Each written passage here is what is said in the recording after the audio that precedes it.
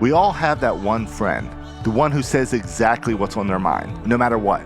And that's Shital Mars. That's right. Every week, my friends and I dive into whatever's on my mind: sports, politics, pop culture, even my own struggles, you name it. If I'm thinking about it, we're talking about it. Unfiltered, unapologetic, and just a little dangerous. Welcome, everyone. It's another beautiful day in paradise, and for some unknown reason, you've decided to spend some of it listening to me talk. I am Lethal Shital, and this is another installment of Shital Weapon. For those of you who might otherwise feel hoodwinked by the name of this show, you should know that the pun doesn't work unless you say my name correctly, and that's as deep as I got with that. I feel like it's been a long time since I told people a bit of my background, and since we are rebooting this shit show, pun intended, allow me to reintroduce myself. And if you finish the lyric in your head, you are super cool and we should be friends. My name is Shital Mars. I'm 40 years old, which is about 300 years in dog years, give or take. I like to say I age like a dog. I got old fast, but I stayed cute. I'm a married woman of 13 years with a 10-year-old son. I have a Shih Tzu named Bruno who is cuter than cute, and he is sitting right here. I am sitting in my slow down chair in my office. When you open the door, I have a chair, super comfy, and the pillow says slow down. And oftentimes I have people knock on the door and they want to sit and they want to have a chat with me about whatever, and they will grab this fluffy pillow, put it on their lap, lean back in this chair against the slow down pillow, and just start talking. And we get into it. It allows them to take a moment to think and process, and it's great. So I'm doing the show from that chair. I have probably done this show from a variety of locations, each of them getting increasingly less glamorous. I was in the conference room. That was really awesome. I am still using the bougie microphone. It is still so puffy. And I'm just relaxing. And it's kind of nice and it's quiet. And we are going to hope beyond hope that no one knocks on this door and interrupts this show. Because last time I tried this 3 times to record an hour. And I think I only made it by the 3rd time, and it was questionable in quality. So this one, I'm hoping will be better. I'm still trying to stick to an hour. But that's not the point. You wanted to learn about me and all of what's going on with me and why I'm here. I'm perimenopausal, obvious. Highly ADHD, super obvious. Diagnosed super late in life, incredibly obvious. And reproductively challenged, not so obvious. That is something I would have to disclose to you. But the torso area and all of those little organs in there don't work. They're not functioning. Well, they function fine, like for survival, but they don't do what I need them to do for me to like enjoy my life. They just are there, and I'm fine that they're there, and I'm doing great. Oh, and I was CEO of a publicly traded company, MBA, management consultant, public speaker, business expert on things like economics, finance, tech, analytics, healthcare, yada, yada, yada. You get the gist. I'm reasonably smart and I like to talk, hence the show. And everybody knows I like to talk and they think I'm generally an asshole because I talk too much. This show is about me talking about things that matter to me, to you, to the void. I'm processing my thoughts and feelings on whatever topic comes to my mind in real time. Do I get to a point ever? Who knows? You'll have to listen to find out. Spoiler alert, I almost never get to the point. Like, if you're listening, you're like, oh, there's going to be a point and this is all going to like come together. It's not. But you got shit else to do. The voice is not that irritating. Have it on in the background. Go do laundry or something. You'll catch some of it and it'll be fine. I'm still doing the stupid, thoughtful, useful format. And if you're wondering what the stupid part is, the stupid part is me talking about me. That I like, because I'm not that sophisticated. I really don't, and I don't want to be. Like, I know everybody tells me I should get better. I should actually focus. I should actually take a lesson or something. I don't know. But I don't want to. I want to just do this because it helps me and it feels better. And now I do all my talking and nobody else in my real life has to listen to me talk. And that's awesome. And they're all really grateful. You guys are all taking one for the team. And that's what community is about. So today, for the stupid part, we are going to play a game. And the game is called, Is Shital Weird? Or is it childhood trauma? I should let you know, it's probably both, but let's play anyway because I think it'll be fun. But first, a story. I recently had come to the realization that I'm doing really well. Shocking. Didn't know that was going to go there, right? Like, you're like, oh, what the hell? This is probably one of those like shit has hit the fan kind of realizations. Like, oh, I'm having an existential crisis. I am having an existential crisis over the fact that things are so good and I don't understand. And how do I know they're good? Okay, I'll tell a story. I recently was given a gift, and you should understand a little bit about me to understand why this started a whole freaking panic in my mind. And like, I now have to process the reality of my existence. I'm not a luxury goods person. I like simple things. Nice things don't belong to me. I will lose them. I will break them. I will stain them. I don't know how I survive during the day. I haphazardly just show up places. Like, I enter places like how Kramer enters an apartment, like in Seinfeld, if you've ever watched that show. That's how I just show up. Like, I come in hot, and everything I own must endure the abuse of me coming in hot. Amazon, getting clothes from China, Temu and shit. Like, I don't want to have things where I have to like know where it is and like appreciate it and take care of it. If it can't cry for food, it's not going to get fed. Like, I take care of my dog. I take care of my friends. They're real people. I can see what needs they have. But if you are like a high quality leather good, I am not going to moisturize you. No, I'm not going to do that. So why is this important? I recently was gifted a luxury handbag in the most extra of ways. The gift was some very lovely, just amazing people taking me to Louis Vuitton, which I have never stepped foot in a day in my life. And they were like asking me questions. Well, how do you manage your other Louis? What other bags do you have?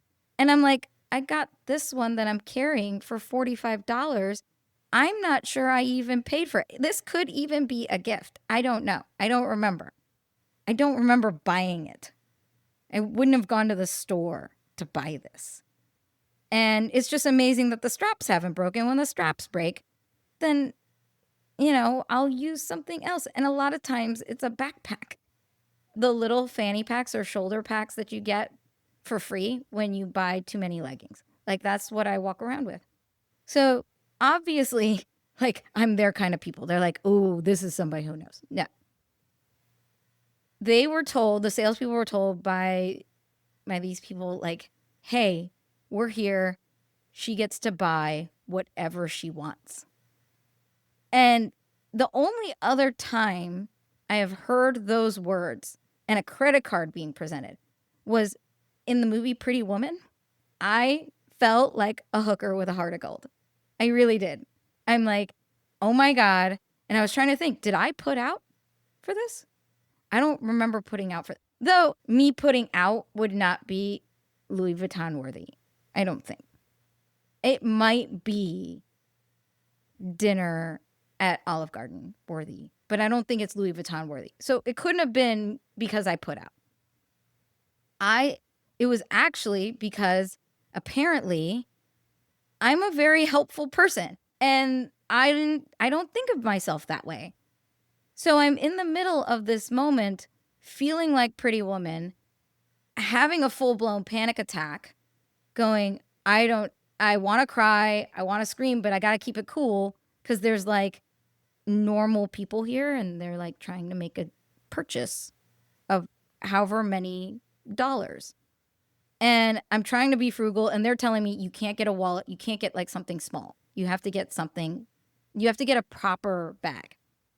And I never would have bought this for myself ever in my whole life. And so I'm like, I can't freak out. I can't run out of the store. I can't scream, this is not for me. I'm going to break it. Although I did tell everybody very loudly in the store several times, hey, only show me things that are durable. Hint, hint, wink, wink. It like only bring out things that are durable. And I must have said it several times. They ended up bringing me, at one point they brought me this lambskin shiny thing. And I literally looked at her and I'm like, I am not ready for this level of responsibility. I'm not ready for this. I can't do this. I'm going to scratch it just by breathing. I don't even want to touch it. Like my brown dead skin cells should not even come within 50 feet of this bag. You need to put it away. I did touch it. It's very smooth. It was like butter, but I wanted them to take it away. And they did. I'm a very simple person. I'm also trying to be mindful of time because I'm very indecisive. I need time to process everything, do the research, analyze cause and effect, and cost benefit analysis. I need a spreadsheet to make decisions. And I don't have that time and I need to pick something and I don't want them waiting around. And this whole thing is freaking me out. So we're narrowing down. And I ended up choosing something with a class. Honestly, I was going to choose something very, very practical. And then my friends, they brought out something and they said, hey, what about this? And it was a smaller thing, a smaller purse. And it was just adorable, just beautiful. And it was black. And I was like, this is great. Perfect. And it was between the one that was practical that I know I can fit my wallet and like my normal stuff in, and this smaller one that barely kind of fits a wallet and a phone. And like, that's it. And I kind of had this moment going, this is literally a once in a lifetime thing. Like Pretty Woman isn't a thing that happens in real life. So the fact that this happened to me, I'm like, this is never going to happen to me ever again. And do I want to leave this experience with something practical? And the answer was no. I wanted to leave something that was cute. And that's what I chose. It's not useful in like everyday life, but I can look at it and be like, this is super nice and like fond memory of this moment where I was given this unbelievable, generous gift. And it was just for me being me. And that doesn't make any sense, like at all. So hence existential crisis. I'm like, I don't know what I did to deserve this. I don't know that I could do it again. I don't know how to earn it. And they're like, technically I've already earned it because it was given to me for things I've already done. But I'm like, now I have to live up to that standard. Like I have to be Louis Vuitton standard and not Walmart on discount, like rollback pricing standard. And those are really far apart. I don't know how to do that. So I'm like freaking out. This is a lot of pressure. What am I supposed to do?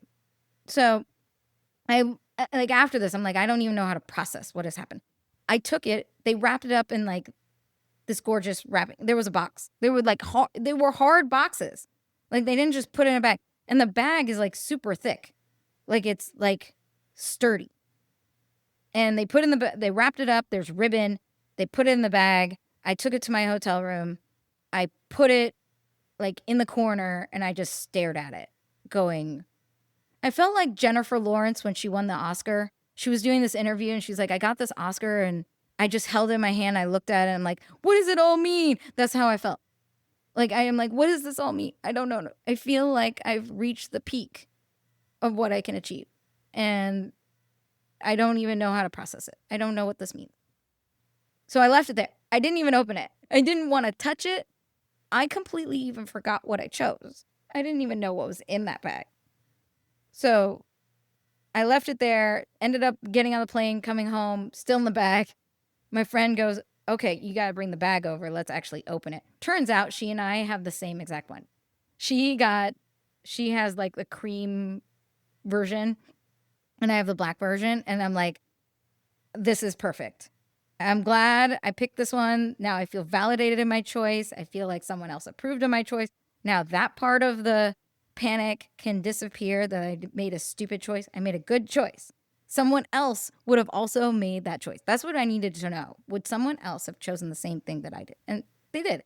So I feel really good. It is now in the dust bag. I have wrapped it very gently. I put the acid-free tissue. I Googled how to take care of this thing. And I put it in the dust bag. I put it back in the Louis Vuitton store bag that they give you to take it out. And I put it very high in my closet, like super high. Because Bruno likes to flap things. He will bite it and shake it. I do not want any risk of this ending up stepped on, or I don't even want to touch it myself. Like if I could epoxy it and put it in glass and like say this was the greatest moment of my life, aside from the fact that the greatest moment of my life was having my child and getting married, like this is the third greatest. I don't know how to rank this. This is one of the greatest moments of my life. And I want a gold plaque to memorialize it and photos. And I want to show my grandchildren, hey, look at me. At one point in my life, this happened to me and it was real. And there's photographic evidence that this has happened to me. Eventually, I'm going to have to use it. I'm going to have to take it. And I feel like I need to put an air tag because I'm going to lose this thing. I know it. I'm going to step on. I'm so terrified that I'm going to ruin it. So now I'm freaking out. And I thought about all of the weird behaviors like that I am exhibiting right now over something great. And then I started thinking, oh, this is me up at night, like midnight. I didn't sleep at all for days, but staying awake thinking for the first time in my life, I am very appreciated at work. I'm very appreciated at home. My dog is not dead. And everybody's healthy. And like life was lifing last year. And and not that I was unappreciated, but it was like really hard. And I'm feeling like really in this moment, like how high can I go? This is the highest I've ever been in terms of how positive an experience I'm having in a moment. And I needed to think about like, how did I get here? So that is the theme. We are going to process this together. I'm going to talk a lot about this and figure out how did I get here? But first, let's play the game. Because there were 3 things that I noticed I do, and especially when I go on work trips, there are 3 things that I do that I'm like, that's interesting. I don't know if that's normal. I should look into that. So, scenario number 1. We are going to figure out, is this weird, me just being quirky, or is this childhood trauma? And the first thing was, I need to drive myself. Most people, when they travel, especially nowadays, are going to Waymo or Uber, or they'll get to the airport. And Uber is like Kleenex, right? So it doesn't matter what rideshare app you use. You just say you're going to Uber. It doesn't even matter if you get in a taxi. You're Ubering. That just means that you're not driving yourself. I always rent a car like a fucking boomer. I have to drive a car. I have to rent it. I have to drive myself. I do not like Ubering.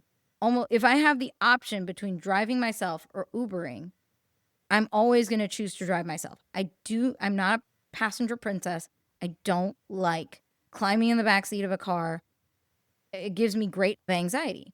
And everybody's like, oh, you're kind of weirdo. It's probably like an OCD thing and it's a control thing. So if you guessed this is childhood trauma, you are 100% correct.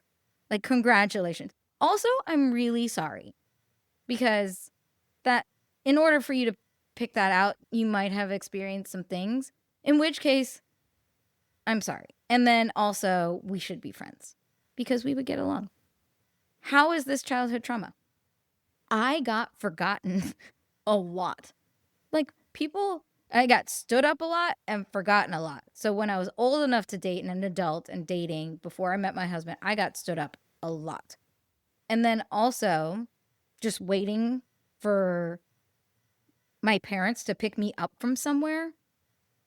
That was questionable whether they would show up. There was a point where it was like, I was fairly certain they wouldn't show up and I would just start walking. Or I would just not even bother. And I'm like, I'm going to go to the activity. Even though I was supposed to wait in the car line, I'm going to the activity. Ain't no way in hell anybody showing up on time. I'm going to go to where the fun is and whatever. So now the idea of waiting to be able to go where I want to go and not being able to just leave a place. Like, I need to always be able to leave a place. Like, if I feel uncomfortable. And so I realized that in all of this, like me having a full-on existential crisis because I now have a purse with a logo on it, I realized that I am processing a lot of childhood trauma over being forgotten and not enjoying being a passenger. I don't like to wait. It's the waiting. It's the unknown of whether this person or this company is going to come get me, and the fact that I can't leave until they do. I don't like it. The idea is you wouldn't drive because you're drinking. I don't drink much anyway. I make a lot of jokes about drinking, like I have a drinking problem. I really don't drink much. I don't enjoy the feeling. That's another thing. I don't enjoy the feeling. So typically I will drive myself. But in this case, like, I want to look like I'm fun and I can hang. So we all Ubered there. And the idea is we'll all be drunk and we'll Uber out.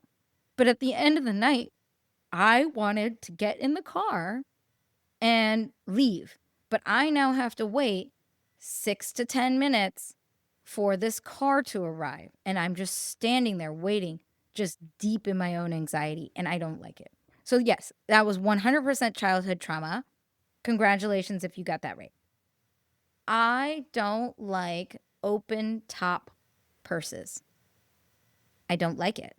And that was one of the deciding factors for me choosing what I chose, is I don't like something I can't close.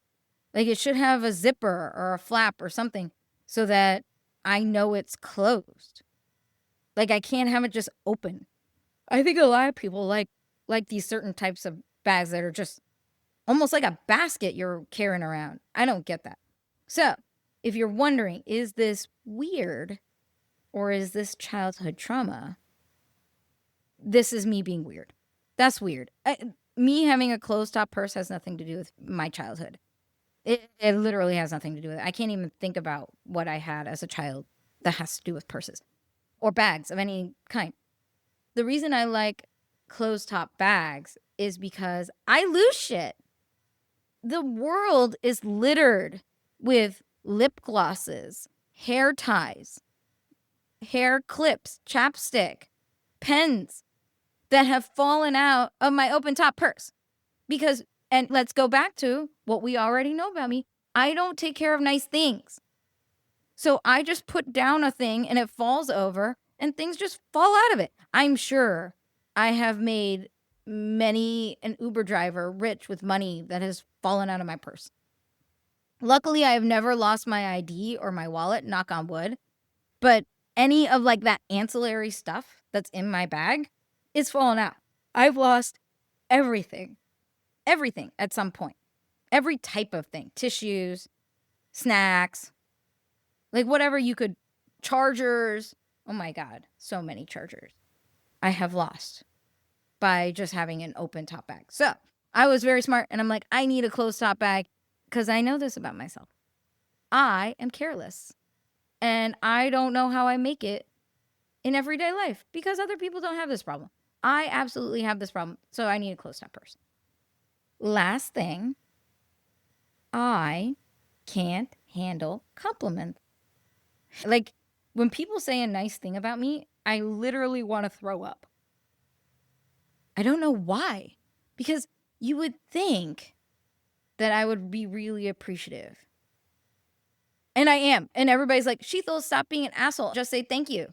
Just be grateful. You're being a bitch. Like, you need to be thankful for the fact that people love you and care for you and are complimentary towards you.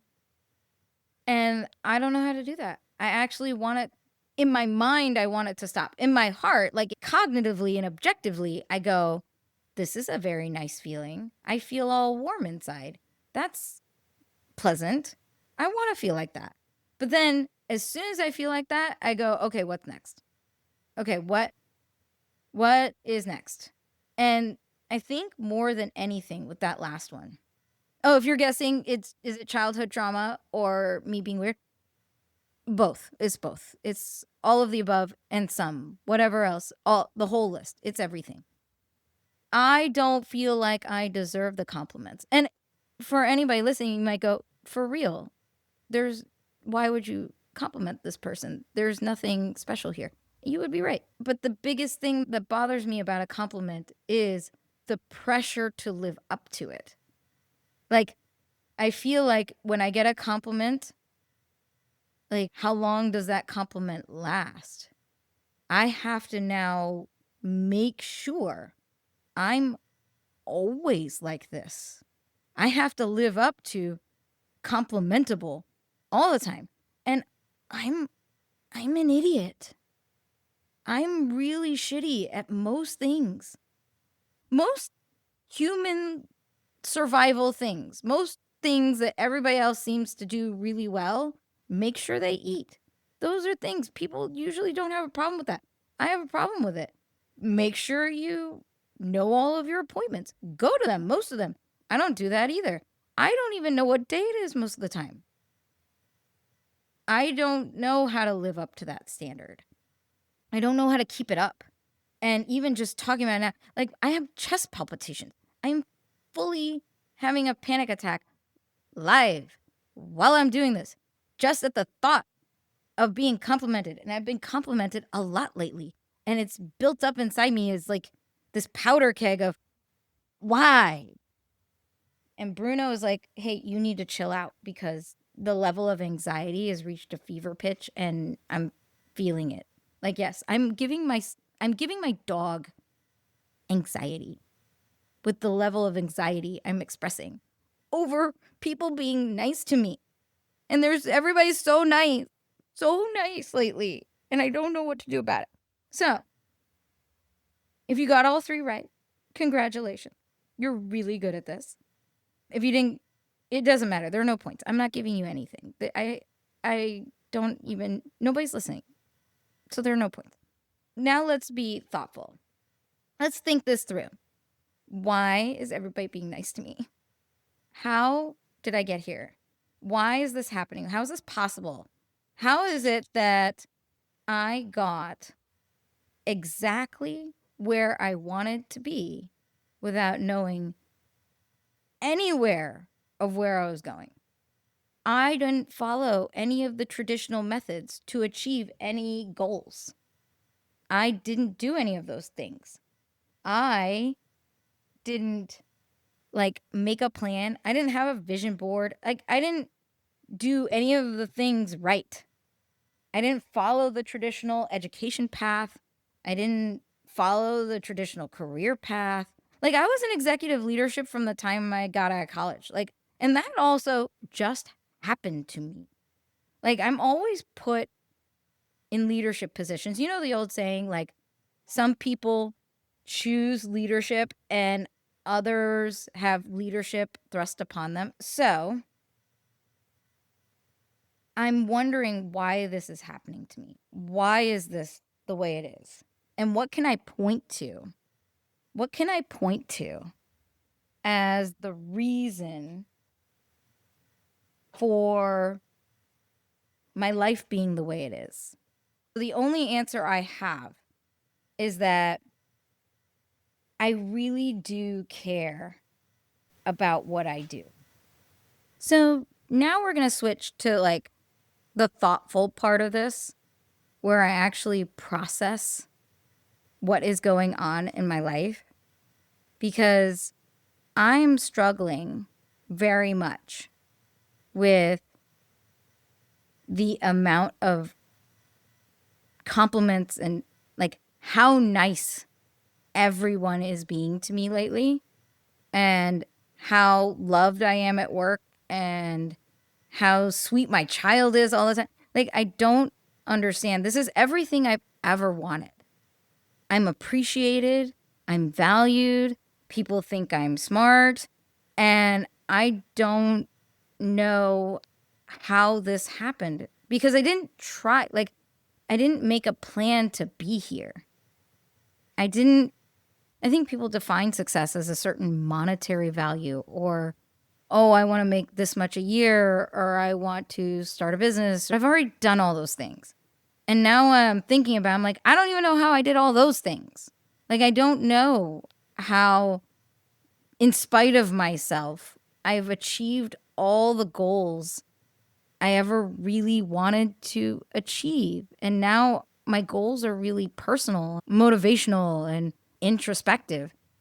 And I want to do a lot of things that are beneficial to other people, but this is uncanny. It's unbelievable. It's like surreal, the place that I'm in right now. And it's like a happy place. I'm trying to process, why is it good? Part of that is probably because I don't believe I deserve good things. I don't believe in the concept of deserve, but that's a whole nother show. Let's do that show. I don't believe in those things. And I don't think I'm particularly special. I don't even think I'm particularly good. But I must be doing something right, because it's so nice. I feel all warm and fuzzy inside, and I can't explain it. And I am so, like, everybody's telling me, like, Shital, be grateful, be thankful, stop overthinking it, stop being annoying about it, don't deflect it, don't just dismiss it, don't put it down, don't put yourself down. One, putting myself down is the thing I'm best at. I know that better than I know anything. I can't get rid of that. That's what I do. So everybody needs to cool it on the no self-deprecating humor, because otherwise, why are you even talking to me? That doesn't make any sense. But I can be grateful. I can be thankful. And someone's like, I really appreciate you. And I paused and I didn't know what to say. And I'm like, I'm trying not to be me right now. That long pause was me not saying or trying to deflect or trying to move past the moment. It was me, like, trying to accept it and say, thank you. But in my heart, in my head, in my whole body, I want to say, no, don't say that. That's too much pressure. No, don't say that. I will try to make sure you keep feeling that way, that you keep liking me. Like, I'm going to keep working hard. I'm so glad you appreciate me. I won't let you down. And knowing full well I'm going to let them down, because that's what I do. I let people down. That's like my national pastime. There's baseball, and then there's Shital lets people down. Like, that's what I do. So I'm processing this moment, and I'm trying to think, what is it? What's the difference maker? How did I achieve this? How did I get here? Why is it good? What can I point to? And it's not that I'm better than anybody. It's not that I know anything better than anybody. There's no tricks. There's no quick tips on how to get ahead in your career. I can only point to one thing. This is what I figured out. This is what I'm figuring out at 3 a.m. Keep in mind, not high. I like having my full faculties. That foggy feeling is not enjoyable. But at 3 o'clock in the morning, wired out of my mind, on a work trip, I am figuring out what it is that might possibly mean that I am attracting so much positivity in my life. And I can only point to 2 things. One is I give a shit. Pun intended. Look at all the shit mentioning that's happening in this show. That's not how you say my name, but I don't care. Everybody call me whatever you want. But I give a shit. I should give less shits. I think I have been told multiple times, numerous times, You care too much. It doesn't matter. Let it go. It's not that important. I can't. I care about everything, every detail. If it's not perfect, you're not seeing it. That's how I am. And you might have to wait 3 months for something you needed yet last week, but it will be perfect when you get it. Like, that's how I am. I should have been fired and like booted out the door. No one should ever hire me because I'm a perfectionist and I can't stand things being imperfect, and it keeps me up at night. So I give too much of a shit. But I think the fact that I care about the people I work with, and I care about their happiness, and I care about their success, and I care about my work. I do it because it's the best that I can do. I always give my best, and that has to be enough. And I do it for myself. I do it for my own pride.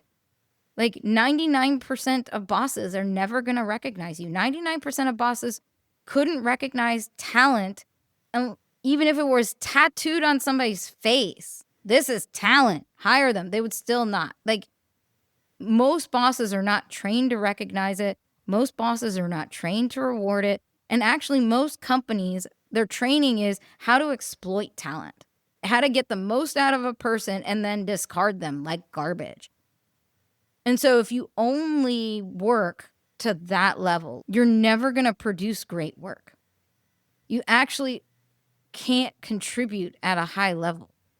And so my philosophy on work is that I'm always a student of the companies I work for. I learn everything. Doesn't matter if it's my job or not. I learn everything. How does it work? Why does it work? Why do people do what they do? When do they do it? I need to be able to replicate it. Like, it sounds absolutely insane, but because of that, I see the forest and the trees at the same time. And things make a lot of sense to me, and I can absorb a lot of information, and I can convey a lot of information, and I can provide insights. I can actually help. When big problems are happening, I have a breadth of knowledge of the organization from small to big, from frontline to back end, that I can actually help with problem solving and the critical thinking because I have all the connecting pieces. So I care, and I do good work because I care. I take pride in the work that I do. I'm proud of it. And for me, most of the time, that's enough. I want to be able to turn in work I'm proud of. I can't actually, like, people have asked me, oh, give me a draft, give me something you've half-assed. Just throw it together. Just do good enough. If I don't like it, I can't give it to anybody. I have to like it for myself. And then I will let other people see it. Now, that doesn't mean it's perfect. There's no such thing as perfect. I make mistakes all the time. And they keep me up at night. I still remember all of them. That's a gift and a curse. But I think it's important, if I was going to think about my life, it's because I care that I'm doing so well. It's not that it's always perfect. It's not that it's groundbreaking work.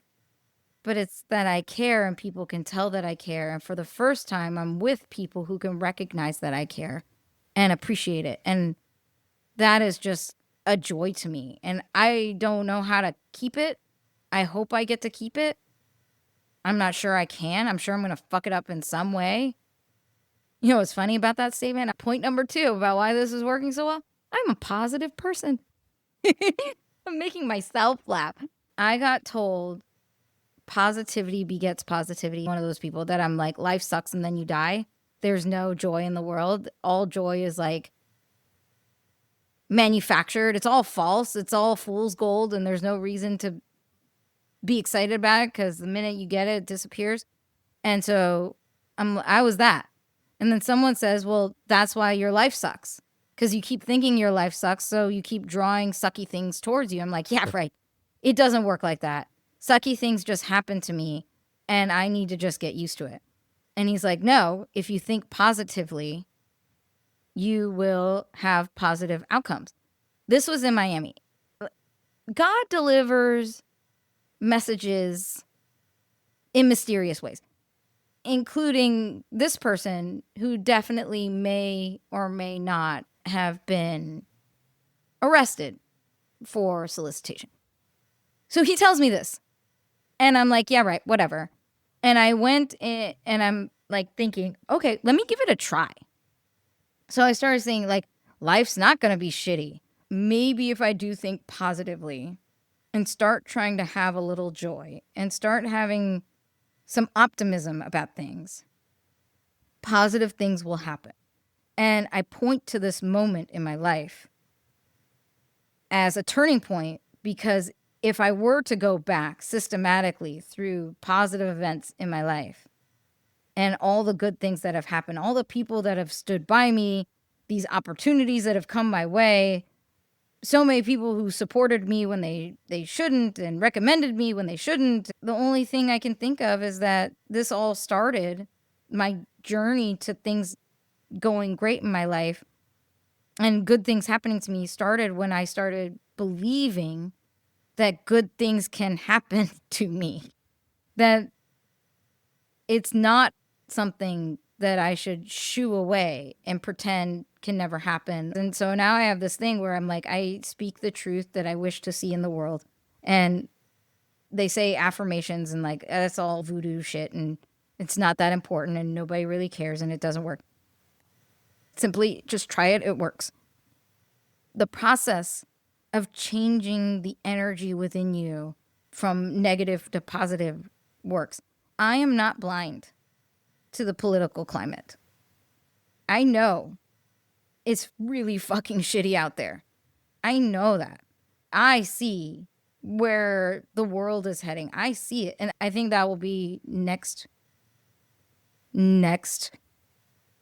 episode is us kind of talking about how the world got to be where it got to be. Positivity begets positivity and good things happen to good people. Not good things happen all the time to good people, but somehow when you think positively and you're a good person who gives a shit, somehow your lowest of lows are never quite so low. And for me, that's a win. For other people, they're like, well, that's not all that special. Okay, so you don't experience super low lows, but I do experience super low lows. But when I'm feeling those horrible thoughts in my mind and I can find a way to be positive, somehow, some way, things just work out. I'm not actually trying to make them work out. It's either my attitude or because I'm positive thinking, my mind is open to options and opportunities and solutions. And because of that, I'm able to execute those solutions. But if you can think positively, somehow the mechanisms that come from that to make things work out just show up. And that would be the advice I would give. I know there's a lot of negativity in the world. And I know there's a lot of people who think negatively in the world. You can always be a good person. And you can always do positive things. You can always help people. Like, people think you need money to help people. You don't need money to help people. If you can listen, you're helping people. And somehow, those activities of doing good, those good things, turn into good things. I don't know how to explain it. And I think if we all did more of that, if we all thought more positively, the world might be a better place. We'd have less of what we have going on. And I think a lot of the reason we have what's going on is people are in a really negative headspace. And we have to live out the consequences of that. But that's the only way I can make sense of what's going on. Nobody knows how I make it in this life. Like, this is not a body built for survival. This is not a body built for success. Neither is this brain. Because this brain does whatever the fuck it wants when it fucking wants to. And that's not conducive to success. Like, most people can control their mind and what it does. And I cannot. It's a runaway train. As evidenced by this show. So how would anybody think that based on what you hear, this is somebody who's really got it together and has it going on? It's just happening. And with that, I'm going to give you some Concluding thoughts in the useful category. Here's my useful tips. 1, give a shit. Give an appropriate amount of shit. Not enough shit and there's no output. You're fighting for your life. Moderation is key, especially in the shit-giving arena. But you need to at least give an appropriate amount of shit to succeed in life. That I'm going to leave you with is my rules on drinking, because I know that's what you were waiting for. And look, I'm going to tell you, choices were made. I cannot be held liable for what you have chosen to do. It just can't be undone, and I can't make this better for you. But if I were going to attempt, let me give you my rules, Lethal Shital's rules on drinking. Because I'm not much of a drinker, because I have these rules. Number 1, I am not the exception to the rule. I'm going to get shit-faced. Drinking a lot makes people shit-faced. There's no part of me that believes that if I drink too much, it's going to be fine. I'm the one that's going to die in my own vomit. That's how I feel. So my rule is I don't get shit-faced. I treat alcohol like a beverage. It's not good at quenching thirst at all. But I drink for flavor, not effect. I have it with my meal and I nurse it. So I have maybe 1 drink an hour, and it takes a full hour for the body to metabolize alcohol. So I end up doing okay. I'm also a lightweight, so a little bit makes me tipsy. So I'm really loose for about 15 minutes. And then back to sober again. I don't drink to where I might not be able to control myself in front of my child. I need to have my wits about me. I have a child. I need to be responsible. What if he's choking? I need to be able to give him the Heimlich. I can't be drunk. I can't be messed up. I need to know that I can take care of him at a moment's notice. So I don't go crazy with the drinking in front of him. And you should know this. I've never had a hangover. Not that I recall. I've never drank so much that I was sick. I've been sick from alcohol, but that was bad alcohol. It was really bad. But I've never been sick because I drank too much. And I like that I've never had that experience. I don't drink more than a drink or two in front of coworkers, clients, or colleagues. You always hear about the people getting drunk, and sometimes it's the owners, and sometimes it's your boss. I have this feeling like it's really hard to respect a person after you've had to, on a professional level, take direction from them and have them evaluate your work performance when you've had to hold their hair while they're vomiting into a toilet. I really don't think it's a good look. So when I'm in a professional capacity, and people can see that, like, oh, get a drink. I'm like, I'll get one because I want everyone to be comfortable around me. But I nurse it. I either don't drink it or I just nurse it so that I'm never outside of control. I need to be able to talk. I need to be able to be professional. I need to not be asleep. And I need to not do something stupid in front of people that determine whether I get paid or not. That's important to me. And that, by the way, has served me very well. Not getting crazy drunk in front of colleagues and other people. I don't drink around people I don't know. I don't drink to the point where I can feel like I don't have control over everything around people I don't know or who I can't 100% trust to have my best interests at heart. So in mixed company, at parties, I don't get fucked up. I'm not going to go get fucked up at a party. If I'm not responsible for my child and I'm around people who I know and love and trust, yeah, I can drink.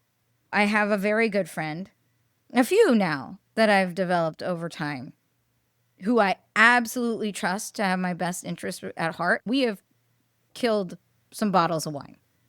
And I love that I can do that with them. Even if most of the people there, I have that trust. I'm not going to drink like that. I can't. I don't feel comfortable. The worry that I'm going to do something stupid and jeopardize other people's ability to relate to me and come to me when they have a problem. Once you see somebody fully messed up, can you still see them as reliable? A lot of people will say yes. For me, I don't want to even find out. So I don't drink beyond 1 or 2 in front of people. The last thing, and I think this is the one that has served me better than any of the other rules, I don't drink when I'm sad. And I can get sad. I can get low, super low. I can really feel sad and depression, and to the point where it's probably not healthy. And I've experienced it multiple times in my life. I don't drink when I'm sad because I also never want to say I need a drink. Alcohol and substances can't solve my problem. There's nothing good on the other side of it. There's nothing about just blowing away some time that makes whatever's bothering me bother me less. Now, from this, you might assume that I'm a stick in the mud and I'm super no fun. And I would challenge that. I am super fun. Okay, I generally have no problem when in a group of people hanging out, people I know, don't know, regardless of my level of intoxication, none to tipsy, I can just hang and conversate, and like I enjoy their company and I make silly jokes, and usually I've never had someone be like, I'm uncomfortable, you're too stiff, loosen up. Honestly, most people are telling me to be less loose. Hey, you're a lot. Calm it down. That's usually what I get. Not the other way around. Like, hey, you need to loosen up. And mostly it's like, hey, you need to, let's dial it back a notch. Let's do that. So I also don't feel the need to drink. It doesn't help me get loose. It doesn't help me be social. I'm social regardless. My battery depletes immediately, but I'm social regardless of some kind of crutch. And so I just believe that there's nothing, no substance, marijuana, alcohol, or whatever, that is going to solve my problem if I'm sad. On that note, I think I've successfully completed another episode of this show. I feel really proud of myself. I gave the appropriate amount of shits. I didn't drink. And now I'm going to go home out of my office and really enjoy the company of my family. And yes, I have grandchildren. They are tiny little babies. They are cuter than cutie cute. And I'm going to go snuggle them. I'm really proud of you. I'm also very sorry, but I'm really proud of you. And next episode, I think we'll do topical. Because, I mean, we're fucking living in 1850s and we're doing like catching runaway slaves. It's like, it's ridiculous what is happening in the world right now. World War III and Greenland, I don't know. I think we need to talk about people and topical and what the fuck is going on. How did everybody lose their minds? And that's the episode next week. Or whenever I fucking get an edited version. I don't stick to timelines. I don't answer to you. But I hope you join me, and I will try to announce when a new episode is coming.